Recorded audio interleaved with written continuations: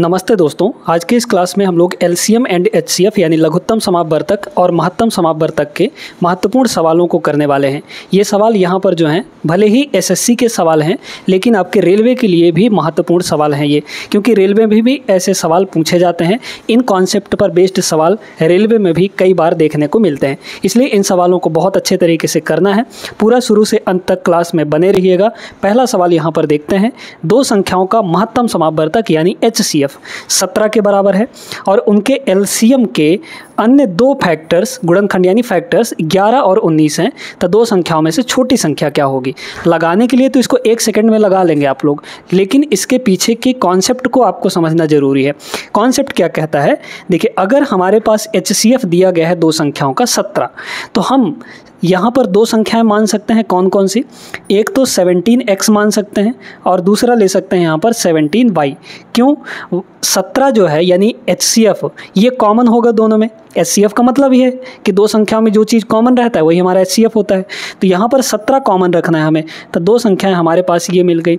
अब इनका एलसीएम देखिए, क्योंकि अब एलसीएम के बारे में बात कही गई है यहाँ पर, तो इनका एलसीएम क्या होगा? इनका एलसीएम क्या हो जाएगा? पहले तो कॉमन चीज़ को लिखते हैं। 17 17 दोनों जगह कॉमन है। x और y में कुछ भी कॉमन नहीं होगा, ठीक है। तो जब x और y में कुछ भी कॉमन नहीं होगा तो x इंटू वाई यही एलसीएम होगा। तो टोटल एलसीएम इन दोनों संख्याओं का 17xy आ गया। अब कह रहा है जो एलसीएम के दो फैक्टर्स हैं, एक फैक्टर तो हमारा 17 बना, दूसरा जो फैक्टर है वो कह रहा है कि भाई यहाँ पर 11 है। फैक्टर का मतलब क्या? जो उसके साथ मल्टीप्लाई हुआ है, तो 11 कह रहा है और यहाँ पर एक और जो फैक्टर है उसको कह रहा है 19 है। मतलब यहाँ पर सीधे आपको ये बोल रहा है कि भाई x की वैल्यू 11 है और y की वैल्यू 19 है। छोटी संख्या निकालनी थी हमें, है ना, x और y। अगर हम x की वैल्यू 11 लेते हैं तो यहाँ हो जाएगा 17 इंटू 11, y की वैल्यू 19 लेंगे तो 17 इंटू 19। कौन छोटा आएगा? 17 इंटू 11 छोटा आएगा। तो छोटी संख्या निकालनी थी 17 इंटू x और x हमारा 11 है, यहाँ पर 187 के बराबर आ जाएगा यहाँ पर। तो 187 option number B is the correct answer. अगर बड़ा संख्या पूछता तो 17 इंटू 19 हो जाता, है ना। तो इस तरीके से आप लोग समझ सकते हैं इस सवाल को। आगे चलिए दूसरा सवाल देखिएगा। सेकंड सवाल यहाँ पर देखिएगा, ये बड़ा बेहतरीन सवाल है। 13a, b, c ये चार अलग अलग संख्याएं हैं और संख्याओं के प्रत्येक पेयर 13a, 13b और 13c का प्रत्येक का एचसीएफ 13 के बराबर है, जहाँ a, b, c प्रत्येक 60 से कम है और a सबसे छोटा, फिर b, फिर c, इस तरीके से है। तो a plus c upon b का मान क्या होगा? बहुत बढ़िया सवाल। हमारे पास जो पहला पेयर दिया गया है वो क्या दिया गया है दोस्तों? 13 a के बराबर, ठीक है, 13 और a दिया है। फिर दूसरा पेयर यहाँ पर 13 और b है। तीसरा पेयर यहाँ पर 13 और c है। सभी का एचसीएफ 13 दिया गया है। इन दोनों का एचसीएफ भी 13 है, इन दोनों का एचसीएफ भी 13 है, इन दोनों का एचसीएफ भी 13 है। तो एचसीएफ 13 होने का ये अर्थ है कि संख्याओं में कॉमन चीज़ 13 है। इसमें तो 13 है ही, तो इसमें भी कहीं ना कहीं 13 होना चाहिए, ठीक है। तो इस a को ऐसा मान लीजिए कि ये 13x हो गया, क्योंकि हमें इसमें और इसमें 13 कॉमन रखना है। तो 13 कॉमन आ गया, है ना, यहाँ पर x ले लिए। ऐसे ही b को हम लोग ले लेंगे यहाँ पर 13y। क्यों ऐसा? क्योंकि ये 13 और ये 13 कॉमन आ जाएगा और 13 कॉमन बोला भी है यहाँ पर। ऐसे ही c को हम लोग ले सकते हैं यहाँ पर 13 इंटू जेड ले सकते हैं, 13 कॉमन आ जाएगा, है ना। तो a की वैल्यू 13x, b की वैल्यू 13y, c की वैल्यू 13z है यहाँ पर। ध्यान से अब समझिएगा, a की वैल्यू 13 इंटू x है, b की वैल्यू यहाँ पर 13 इंटू वाई है और c की वैल्यू यहाँ पर 13 इंटू जी है। अब हमें कह रहा है कि a, b, c सब अलग अलग संख्याएं हैं और ये 13, मतलब ये चार संख्याएं अलग अलग हैं। तो अगर हम साथ में ये भी बोला है कि a, b, c तीनों की वैल्यू 60 से कम होनी चाहिए। अगर मान लीजिए कि x की वैल्यू हम 1 लेते हैं तो 13 1 कम 13, a की वैल्यू 13 आ जाएगी। जबकि यहाँ पर तो बोला था कि 13 a, b और c सब अलग होने चाहिए, तो 13 के अलावा a, b, c होंगे, है ना। तो x की वैल्यू 1 नहीं ले सकते क्योंकि 13 आ जा रहा है और 13 यहाँ पर दिया है तो उसको 13 ले नहीं सकते। तो x की वैल्यू हम लोग 2 ले के देखते हैं तो कितना आ जाएगा? 13 दूना यहाँ पर 26 हो जाएगा, ठीक है। इसके बाद y की वैल्यू क्या फिर से 2 ले लें? 2 ले लेंगे अगर तो 13 दूना 26 हो जाएगा, a और b बराबर हो जाएगा। जबकि कह रहा है a, b से सब अलग अलग है, तो y की वैल्यू कितना ले लेंगे? 3 के बराबर। तो ये कितना हो गया? 13 3 39। ऐसे ही इसको 13 इंटू 4 ले लेंगे और यहाँ पर हो जाएगा 52, ठीक है। 13 चौके यहाँ पर कितना हो गया? 52 के बराबर। अब ध्यान से समझिए, इसमें ये बोला था कि ए बी सी सब 60 से कम है, तो 60 से कम है तो ए बी सी। अगर हम 5 ले लेंगे तो 13 × 5 = 65 हो जाएगा, 60 से ऊपर चला जाएगा, इसलिए 5 ले नहीं सकते। क्लियर हो गया। साथ में ये कंडीशन भी सेटिस्फाई हो रहा है कि ए सबसे छोटा है, फिर उससे बड़ा बी है, फिर उससे बड़ा सी है, तो ए बी सी तीनों की वैल्यू मिल चुकी है, इसमें रख दीजिए। तो a + c/b, a प्लस इन दोनों को जोड़ लेंगे तो कितना हो जाएगा यहाँ पर 26, ठीक है, 26 प्लस यहाँ पर 52 और डिवाइड बाई यहाँ पर हो जाएगा 39, है ना। ये हो गया कितना 39 हो गया, ये हो गया 39। 13 से काट दीजिए, 13 दूना 26, 13 चौके 52 और 13 तिया 39, मतलब 6/3, 6/3 यानी 2 आ जाएगा। Option number B is the correct answer. बहुत खतरनाक, बहुत बेहतरीन सवाल था ये। अब ये जो सवाल है कॉन्सेप्चुअल सवाल है, कॉन्सेप्ट पढ़े रहेंगे तभी इस सवाल को लगा पाएंगे, अदरवाइज नहीं लगा पाएंगे। यदि दो संख्याओं का एलसीएम और एचसीएफ आपको 12 और 2 दिया है तो इन संख्याओं का मध्यानुपात क्या होगा, ठीक है, बहुत ध्यान से समझना है। देखिए, एक संख्या हमारा ए है मान लीजिए और दूसरी संख्या यहाँ पर मान लीजिए कि बी है, ठीक। अब कह रहा है कि इनका जो एलसीएम और एचसीएफ दिया है, एलसीएम 12 है, एचसीएफ आपका यहाँ पर 2 है। तो पहला कॉन्सेप्ट यहाँ पर ये निकल कर आता है कि अगर आपके पास 2 संख्याएं हैं तो उन दोनों संख्याओं का प्रोडक्ट उनके एलसीएम एचसीएफ के प्रोडक्ट के बराबर होता है। मतलब हम यहाँ से कह सकते हैं कि ए और बी का जो मल्टीप्लाई है प्रोडक्ट, वो उनके एलसीएम एचसीएफ के मल्टीप्लाई के बराबर होगा, यानी कि 12 और 2 के मल्टीप्लाई के बराबर। तो 12 × 2 यानी कि ये हो गया 24। अब यहाँ से मध्यानुपाती कैसे निकलेगा, देखिए दोस्तों, ये कह रहा है कि ए और बी का मध्यानुपाती, मध्यानुपाती का मतलब होता है बीच वाली संख्या, ठीक है। अब ये अनुपात में चला गया, अनुपात, तो मध्यानुपाती जब निकालना होता है तो क्या किया जाता है, ये जो बीच वाला वैल्यू है इसका स्क्वायर इन दोनों के मल्टीप्लाई, किनारे किनारे वालों के मल्टीप्लाई के बराबर होता है। ये मध्यानुपात में पढ़े होंगे आप लोग। तो यहाँ से जो x की वैल्यू है वो कितनी आ जाएगी, √AB आ जाएगा। और AB की वैल्यू हमने निकाला है 24 के बराबर है यहाँ पर, तो √24 को हम लोग लिख सकते हैं ऐसे 4 × 6 लिख सकते हैं ना, ठीक है। तो 4 का तो रूट आ जाएगा 2, है ना, लेकिन 6 बचा रहेगा यहाँ पर। तो जो मध्यानुपाती है बीच वाली संख्या ए और बी के जब अनुपात में होंगे वो, तो 2√6 ऑप्शन नंबर फर्स्ट होगा इसका आंसर। कॉन्सेप्ट बेस्ड सवाल था, अच्छा सवाल था ये सवाल भी आपका कॉन्सेप्ट बेस्ड ही सवाल है। निम्नलिखित में से कौन सा कथन, कौन सा स्टेटमेंट सही है। 2 अभाज्य संख्याएं, अभाज्य संख्याओं का मतलब होता है यहाँ पर कि जो प्राइम नंबर्स, आप जानते हैं ना कि जो संख्याएं खुद से और 1 से ही कट पाती हैं, किसी और संख्या से नहीं कटती, वो प्राइम नंबर्स होती हैं। तो 2 अभाज्य संख्याएं सह अभाज्य संख्याएं होंगी यदि उनका लसा यानी एलसीएम 1 है। ये गलत होगा दोस्तों, है ना। 2 अभाज्य संख्याएं सह अभाज्य संख्याएं तब होती हैं जबकि उनके बीच का एचसीएफ 1 हो, ठीक है। एचसीएफ अगर 1 होता है तो यहाँ पर होता है, जैसे एग्जांपल लेकर अगर हम बताएं कि 2 अभाज्य संख्याएं कोई सा भी ले लीजिए, है ना। तो 2 अभाज्य संख्याएं यहाँ पर मान लीजिए कि एक ले लेते हैं 3 और एक ले लेते हैं 7 यहाँ पर। अब ये सह अभाज्य संख्याएं होंगी, तो सह अभाज्य संख्याएं होने के लिए इनका एचसीएफ 1 होना चाहिए, मतलब इनमें कुछ भी कॉमन नहीं होना चाहिए सिवाय 1 के। तो एचसीएफ यानी कॉमन चीज़ 1 होना चाहिए, जबकि इसमें बोला है लसा, एलसीएम बोला है, तो ये गलत है, ठीक है। फिर यहाँ पर कह रहा है कि 2 प्राकृत संख्याओं का लसा उनके मसा द्वारा विभाज्य है। बिल्कुल सही बात है। किसी भी प्राकृत संख्या का एलसीएम जो होता है, एलसीएम हमेशा एचसीएफ से विभाजित होता है, क्योंकि एलसीएम में एचसीएफ मौजूद होता है, ठीक है। तो जो भी एलसीएम होगा वो हमेशा एचसीएफ से कट जाता है। तो ये स्टेटमेंट आपका करेक्ट है। बाकी आगे का भी चेक कर लीजिए। 2 संख्याओं का मसा प्लस लसा एचसीएफ एलसीएम का सम उनके गुणनफल के बराबर होता है क्या? नहीं, ये तो नहीं होता। हाँ, अगर यहाँ मल्टीप्लाई दिया रहता तो करेक्ट होता, फिलहाल ये गलत है। 2 संख्याओं का मसा उनके उन दोनों संख्याओं का सबसे छोटा उभयनिष्ठ भाजक होता है, ये भी गलत है, ठीक है, ये भी नहीं होगा। तो second option is the correct answer. आगे चलिए इस सवाल को देखते हैं। कॉन्सेप्चुअल है। 3 अंकों की उस बड़ी से बड़ी संख्या और 4 अंकों की उस छोटी से छोटी संख्या के अंकों का योग, मतलब जो भी वो संख्या है उनका योग क्या होगा जिनका मासा यानी एचसीएफ 23 है। तो अगर एचसीएफ 23 दिया है तो 2 संख्याएं हम लोग क्या क्या ले सकते हैं, यहाँ पर एक संख्या ले सकते हैं, 23 दिया है ना, तो 23x ले सकते हैं यहाँ पर 23x, और दूसरा संख्या ले सकते हैं यहाँ पर 23y, ठीक है। कॉमन 23 है, क्लियर। अब यहाँ पर कह रहा है कि एक संख्या जो है वो 3 अंकों की सबसे बड़ी संख्या है। ये वाली जो है ये 3 अंकों की सबसे बड़ी संख्या होगी और ये वाली जो है 4 अंकों की सबसे छोटी संख्या होगी। अब 23 से अगर यहाँ पर देखें तो 4 अंक पे हमें पहुँचना है, 4 अंक पे पहुँचना है। तो अगर 23 दूना 46, 46 दूना कितना हो जाएगा यहाँ पर आपका 82 नहीं 92 हो जाएगा, ठीक है। 46 हाँ 92, तो मतलब 40 बार यहाँ पर अगर हम x की वैल्यू 40 ले लेते हैं तो 900 और कुछ पे पहुँच जाएंगे, है ना, 900 और कुछ पे पहुँच जाएंगे। तो मान लीजिए कि हम यहाँ पर 23 इंटू यहाँ पर 40 कर रहे हैं, तो ये कितना हो जाएगा, 3 चौके 12, 23 चौके 92, है ना, 920 पे।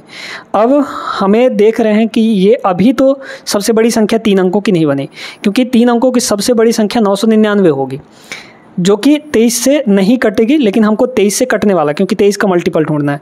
तो इसमें 23 जोड़ते जाइए, अगर हम इसमें 23 और जोड़ देंगे तो 23 जोड़ते हैं 943 हो जाएगा, फिर 23 जोड़ेंगे तो आपको हो जाएगा फिर यहाँ पर 23 मतलब कि कितनी बार 23 जोड़ना पड़ेगा, 23 है ना, और एक बार और जोड़ देते हैं ताकि हमारा हो जाए। तो 3 3 9, फिर यहाँ पर 2 चौके 8 और यहाँ पर 9। अब देख लीजिए कि अगर जैसे ही हम इसमें एक बार और 23 जोड़ेंगे तो 1000 के पार चला जाएगा, और 1000 के पार जाने का मतलब वो 4 अंक का बन जाएगा। तो 3 अंकों की सबसे बड़ी संख्या यही होगी जिसमें 23 आता होगा, 23 का मल्टीपल होगा, ठीक है। अब आते हैं इसके बारे में। तो 4 अंकों की सबसे बड़ी संख्या हमको पूछा था, सॉरी सबसे छोटी संख्या।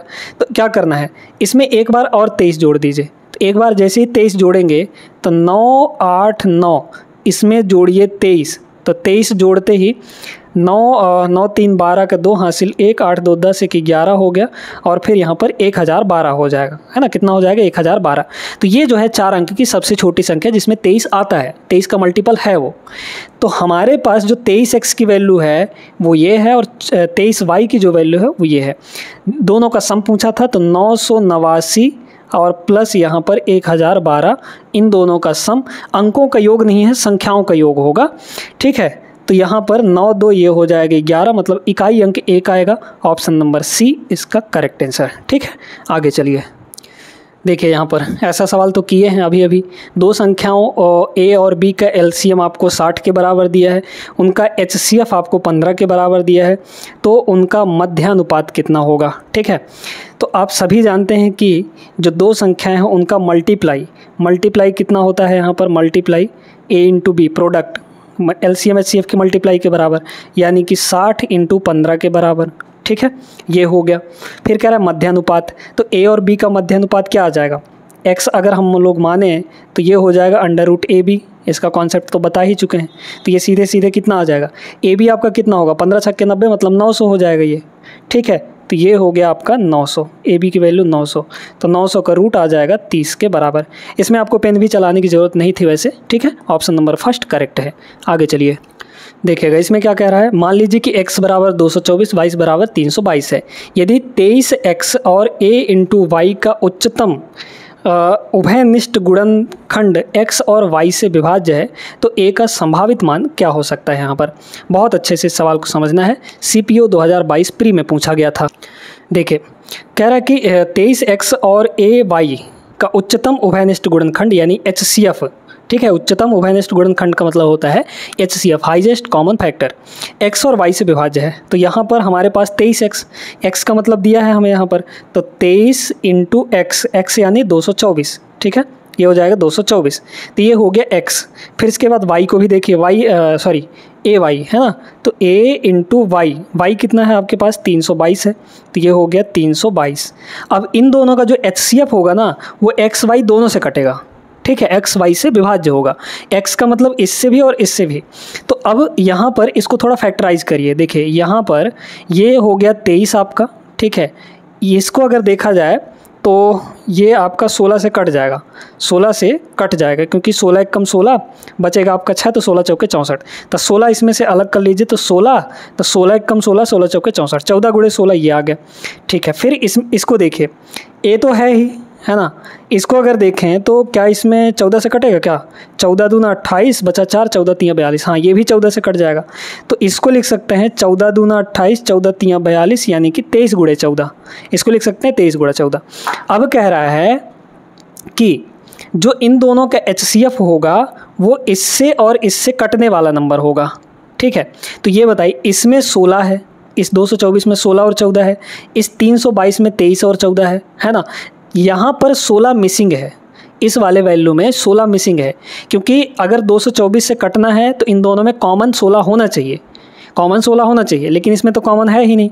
तो ये जो a की वैल्यू है ये हमें 16 लेना पड़ेगा, तब जाके यहाँ पर इसका और इसका पूरे का कॉमन इन दोनों से कटने वाला आएगा। ठीक है, तो a की वैल्यू 16 हो जाएगी। Option number D is the correct answer. बढ़िया सवाल था। आगे चलिए, सवाल नंबर 8 देखते हैं। दो संख्याओं का LCM और HCF आपको दे रखा है।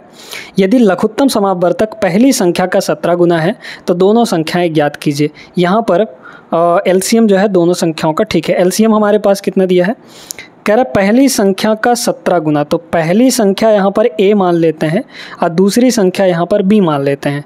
ठीक है, तो कह रहा है कि भाई कॉमन तो आपको, ठीक है चलिए कोई बात नहीं है।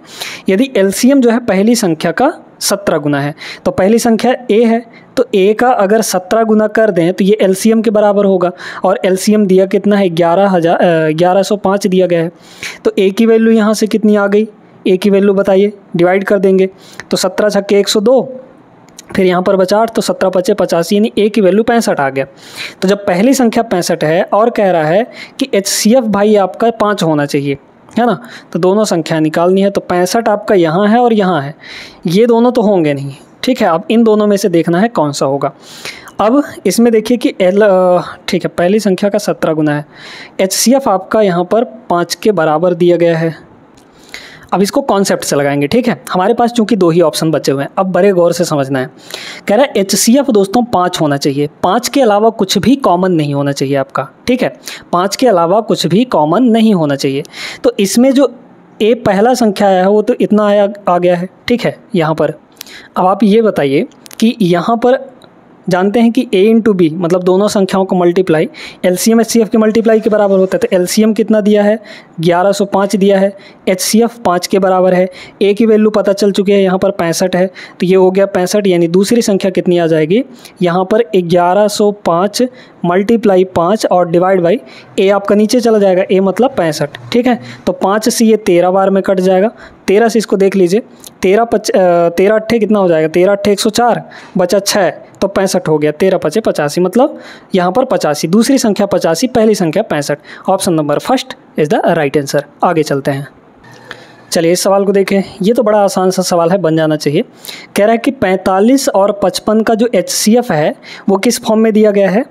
पहली बात तो इनका जो HCF होगा वो कितना होगा, 45 और 55, 5 आपको कॉमन दिख रहा है दोनों में, 5 9 45 और 5 गुणे 11, तो 5 दोनों में कॉमन है, यानी HCF इसका और इसका 5 आ गया।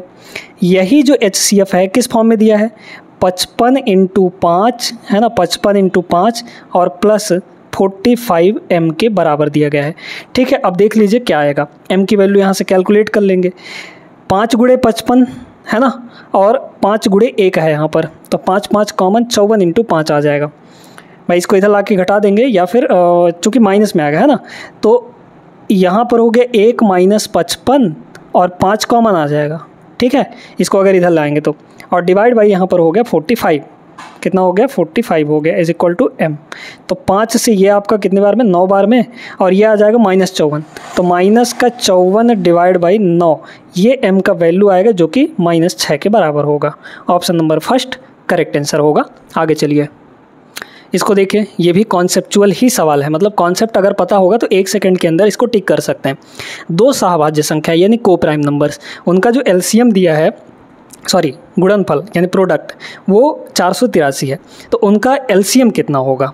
याद रखिएगा कि अगर आपके पास दो सहअभाज्य संख्याएं यानी को प्राइम नंबर हैं, को प्राइम नंबर का मतलब जैसे कि मान लीजिए कि यहाँ पर एक हो गया 8 और एक हो गया 11, को प्राइम यानी कि उनके बीच कुछ भी कॉमन नहीं होना चाहिए सिवाय 1 के, तो 8 और 11 में कुछ कॉमन नहीं है, तो जब कुछ कॉमन नहीं है तो ये को प्राइम हुए, और को प्राइम का जो LCM आएगा एलसीएम अगर इनका देखा जाए तो इनका मल्टीप्लाई ही एलसीएम आता है। तो a इंटू बी मतलब कि हमारा यहाँ पर 8 गुणे 11 यही एलसीएम होगा दोस्तों। ठीक है, क्लियर हो गया। तो अगर हमें गुणनफल इतना दिया है तो चूंकि संख्याएं सहभाज्य हैं, को प्राइम है, तो उनका एलसीएम भी मल्टीप्लाई के बराबर हो जाएगा। बस खत्म हो गया, ऑप्शन नंबर बी इसका करेक्ट आंसर। तो जो एलसीएम वही उनका मल्टीप्लाई। ठीक है, आगे चलिए एक सवाल और करते हैं। यहाँ पर MTS 2020 का है। ठीक, अच्छा सवाल है। 2 अंक की संख्याओं का HCF 19 है। तो जब HCF 19 है तो दो संख्याएं 19x और 19y मान सकते हैं ना, बिल्कुल माना जा सकता है। कह रहे हैं कि उनका जो योग है, संख्याओं का योग कितना के बराबर है यहाँ पर 152 के बराबर। तो 19 से हर जगह डिवाइड कर दीजिए तो हो जाएगा x प्लस वाई, और उसको 19 से डिवाइड करेंगे तो कितना हो जाएगा, ये 19 9 8 72, हाँ ठीक है 19 8 152 हो जाएगा। ठीक है, तो 19 8 152 ये हो गया। तो x प्लस वाई की वैल्यू यहाँ पर 8 हो गई। हमें अंतर बोला था, ठीक है, अंतर हमें पूछा गया था कि उन संख्याओं का अंतर कितना होगा। तो देखिए सबसे पहले यहाँ पर आप जानते हैं कि दो संख्याओं का मल्टीप्लाई उनके एलसीएम HCF के मल्टीप्लाई के बराबर होता है, या फिर HCF दिया है ना आपको, HCF 19 के बराबर दिया गया है। अब हमें अंतर चाहिए। अंतर का मतलब ये हुआ कि भाई यहाँ पर 19x पहली संख्या और दूसरी संख्या यहाँ पर 19y, इन दोनों का डिफरेंस चाहिए। तो डिफरेंस के लिए 19 को कॉमन ले लेंगे और यहाँ बचेगा x माइनस वाई, मतलब हमें x माइनस वाई की वैल्यू चाहिए यहाँ पर। अब सोचना पड़ेगा आपको, क्योंकि जो दोनों संख्याएं हैं 19x और 19y ये आपकी 2 अंक की संख्या है। ठीक है, अगर हम ये करते हैं कि 19 5, अगर y की x की वैल्यू 5 ले लेते हैं मैक्सिमम, ठीक है, अगर x की वैल्यू 5 ले लेंगे तो 19 पंचे 95 हो जाएगा। अगर 6 ले लेंगे तो वो 3 अंक का बन जाएगा, मतलब 100 से ऊपर चला जाएगा। ठीक है, तो इसलिए x की वैल्यू मान लीजिए कि अगर 5 ले लेते हैं यहाँ पर 19 इंटू 5 95, तो अगर ये 5 लेंगे तो इसको फिर 3 लेना पड़ेगा। ठीक है, तो 19 तियाँ ये हो जाएगा। अब 5 और 3 ये तो आ गया। ठीक है, तो इनका हमें डिफरेंस देख लेना है। भाई ये कह रहा था कि जो दोनों संख्याएं हैं वो 2 अंक की होनी चाहिए, तो 2 अंक की होनी चाहिए। ठीक है, तो 5 और 3 ले लिए, x की वैल्यू 5 हो गई, y की वैल्यू यहाँ पर 3 आ गया, क्योंकि x प्लस वाई दोनों 8 हो रहा था। अब हमें x माइनस वाई चाहिए, तो यहाँ पर 2 आ जाएगा, 5 माइनस 2, तो ये हो गया 19 इंटू यहाँ पर 2। ठीक है, 38 के बराबर आ जाएगा। बढ़िया सवाल था, यहाँ पर कॉन्सेप्चुअल सवाल था, इसलिए अच्छा सवाल था। उम्मीद करते हैं क्लियर हो गया होगा। ये वीडियो लाइक कर दीजिएगा और चैनल को सब्सक्राइब जरूर कर लेना है। मिलते हैं अगले क्लास में, तब तक के लिए जय हिंद।